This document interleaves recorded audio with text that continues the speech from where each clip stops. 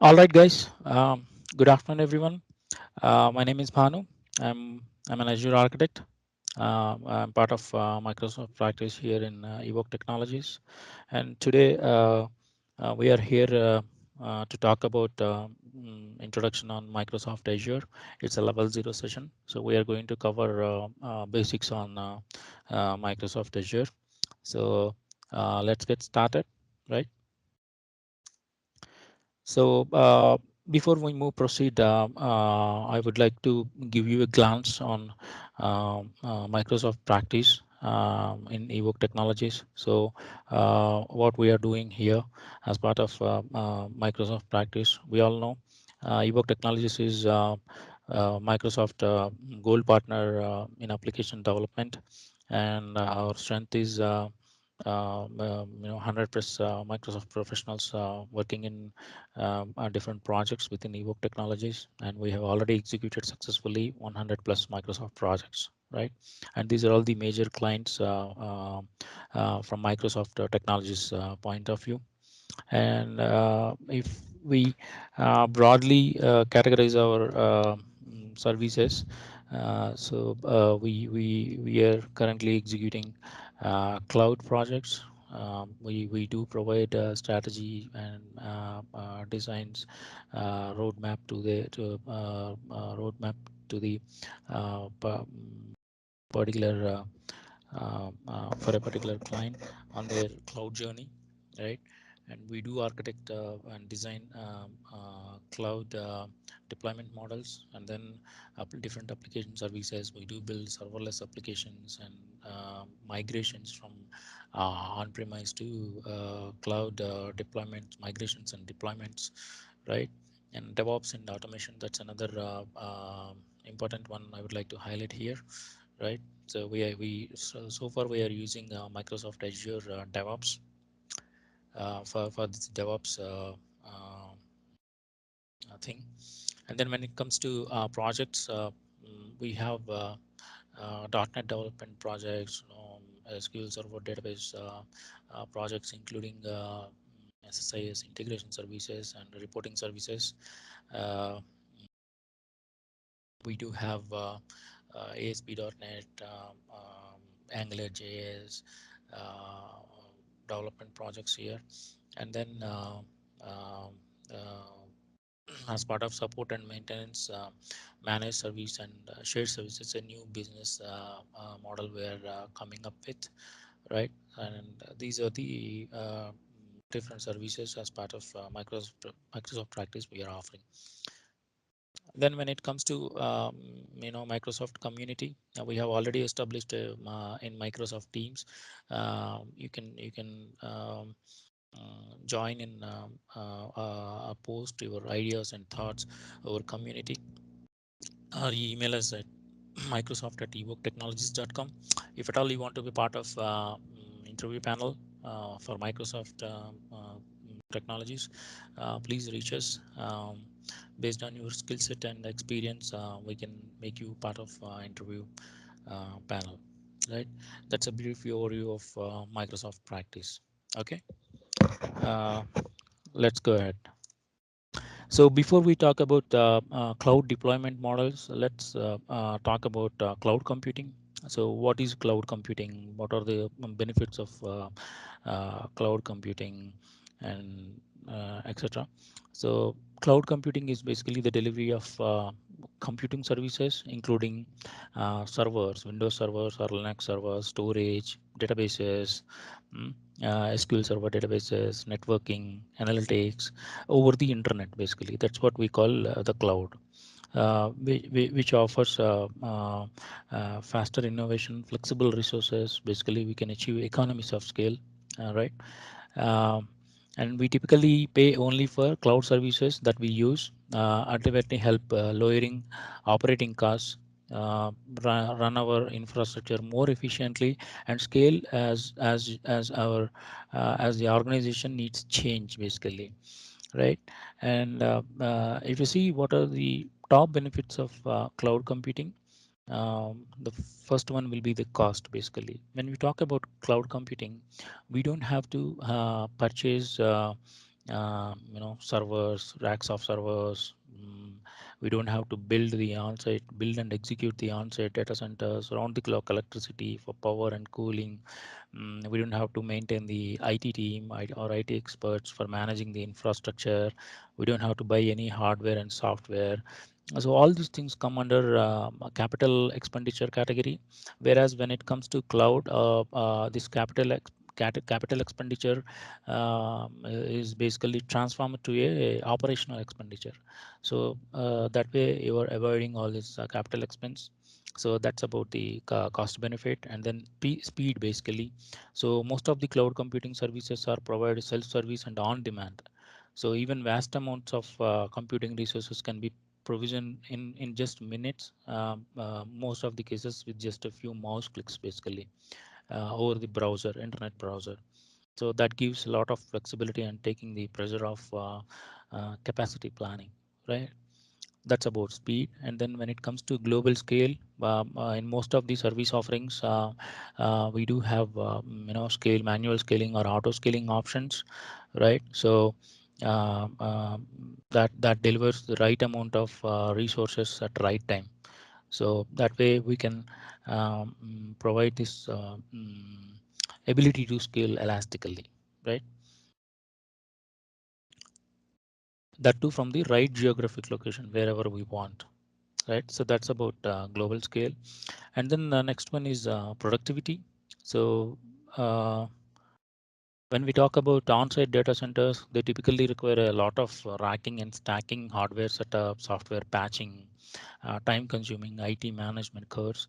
Whereas when it comes to cloud computing, it removes the need for many of these tasks. So IT teams can spend time on achieving important business goals, rather concentrating on how do we operate these data centers.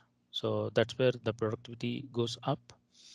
And then the performance is the biggest cloud computing services run on a worldwide network of secure data centers, which are regularly upgraded to the latest generation of fast and efficient computing hardware by the public cloud providers, Microsoft Azure or AWS or GCP.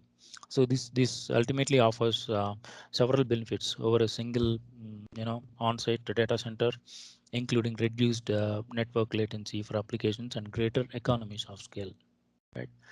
Then coming to security, um, mm, almost all cloud providers offer a broad set of policies, technologies, and controls that strengthen security posture overall, ultimately help protecting the data, applications, and infrastructure from potential threats. And most of these cloud providers are compliant with majority compliances and certifications, right? And when it comes to deployment models, so what are the cloud deployment models? As we are seeing here, public cloud, private cloud, community cloud, and hybrid cloud. So what is public cloud, right? A public cloud is basically owned by and operated by a third party cloud provider, that is Microsoft Azure or Amazon Web Services AWS or GCP Google Cloud Platform. These three are the major public cloud providers right now, which deliver these computing resources like servers and storage over the internet. And Microsoft Azure is an example of the public cloud. With public cloud, all hardware, software, and other supporting infrastructure is owned and managed by the cloud provider. And we access these services and manage our account using a web browser. And we do have some subscriptions and all. And then based on the consumption of resources, we do get the billing and all. So that is how this public cloud operates. Coming to the private cloud, a private cloud refers to cloud computing resources used exclusively by a single business or organization. So a private cloud can be physically located on the company's on-site data center. Some companies also pay third-party service providers to host their public cloud. Uh, right. So a private cloud is the one in which the services and infrastructure are maintained on a private network. So this is not accessible by others over the internet. So because it's a private network. Right. So that's the private cloud basically. And then community cloud is something few companies or organizations they meet together and then they build their own data center. And so that data center or cloud center is accessible by only those few organizations. It is not accessible by others. So that is community cloud. uh, Hybrid cloud is basically combination of public and private clouds bound together by technology that allows data and applications to be shared between them. By allowing data and applications to move between private and public clouds, hybrid cloud gives greater flexibility, more deployment options, and helps optimize your existing infrastructure, security, and compliance. Right.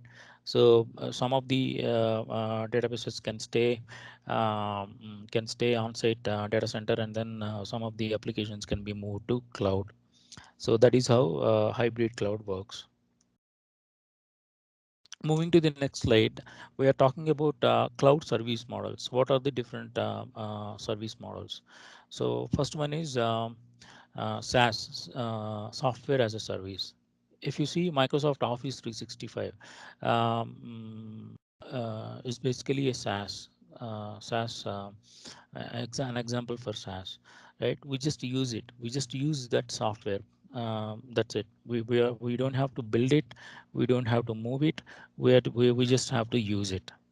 So that's where these Google apps, Dropbox, Cisco WebEx, and GoToMeeting, these are all examples for uh, SaaS service model.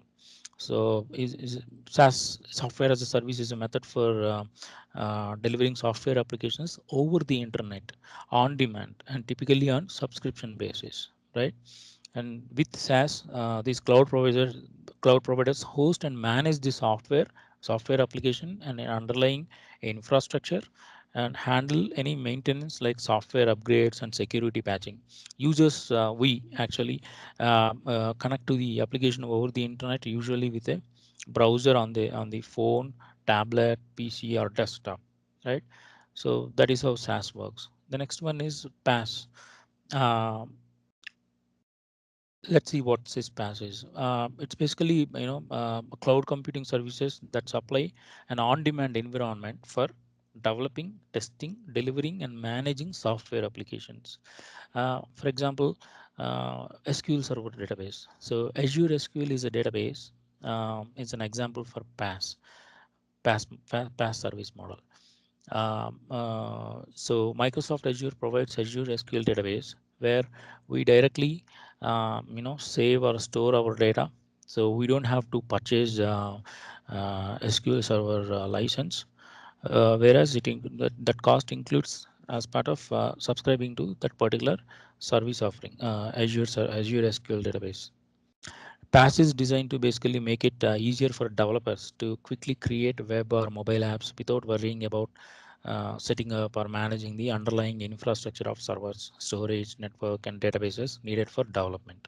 So that's about PaaS. Even if you see Azure App Service, web apps, Azure App Service, API apps, mobile apps are an example for PaaS actually. So build with it, right? And then IaaS basically move to it. So if you see Windows servers, Linux servers, these are an example of as IaaS model. This is the most basic category of cloud computing services. With IaaS, you rent IT infrastructure, servers, and virtual machines, storage, networks, operating systems from a cloud provider on a pay-as-you-go basis. So these are the different cloud service models: SaaS, PaaS, and IaaS. Let's move further.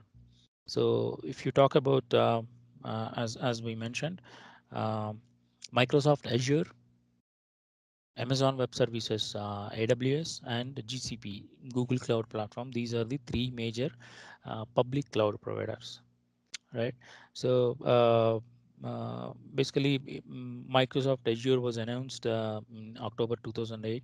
It started with a code name called Project Red Dog and released in Feb 2 2010.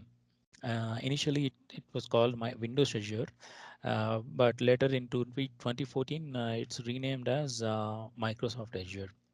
So Microsoft Azure is a cloud computing service created by Microsoft for building, testing, deploying, and managing applications and services through Microsoft managed data centers. If you see these circles, these are all these circles and all these data centers and regions are physically connected to each other across 54 regions worldwide in 140 countries across the globe. So it has got more global regions than any other public cloud provider, right? That's about Microsoft Azure. Of course, Azure provides software as a service, SaaS, platform as a service, PaaS, and IaaS, infrastructure as a service, and supports many different programming languages, tools, and frameworks, including Microsoft specific and third-party software and systems, right? That's about Microsoft Azure. It has got 70 plus compliance offerings, which is the largest portfolio in the industry. Um, right, and it's used by almost 95% of the Fortune 500 companies across the world. So that's about Microsoft Azure. Let's move further. So these are all the Azure product categories. All the service offerings from Microsoft Azure are categorized, and then I have listed those categories here. AI plus machine learning. We do have machine learning studio, analytics, big data analytics, compute. If you see virtual machine scale sets, Azure functions, Azure batch, Azure app service, web apps, app service API apps, app service mobile apps, app service web app for containers. These are all come under compute category. And then when it comes to containers, we do have Azure Kubernetes service, Azure container instances, um, uh, Azure container registry, Azure service fabric. So these are all you can uh, call it under containers category. When it comes to databases, we do have Azure SQL database, Azure SQL data warehouse, Azure Cosmos DB, SQL Server Stretch database, Azure database for PostgreSQL, Azure database for MySQL, Azure database for MariaDB, Azure Data Factory, Azure Cache for Redis. Uh, so these are all come under databases category. Azure DevOps we have, and that comes under DevOps category. And then when it comes to identity, we do have Azure Active Directory, Azure Active Directory B2C. Uh, then when it comes to storage, we do have mm, basically blob storage, file storage, queue storage, table storage, uh, disk storage, Azure Data Box, Azure Data Lake Storage, Azure CDN, Content Delivery Network.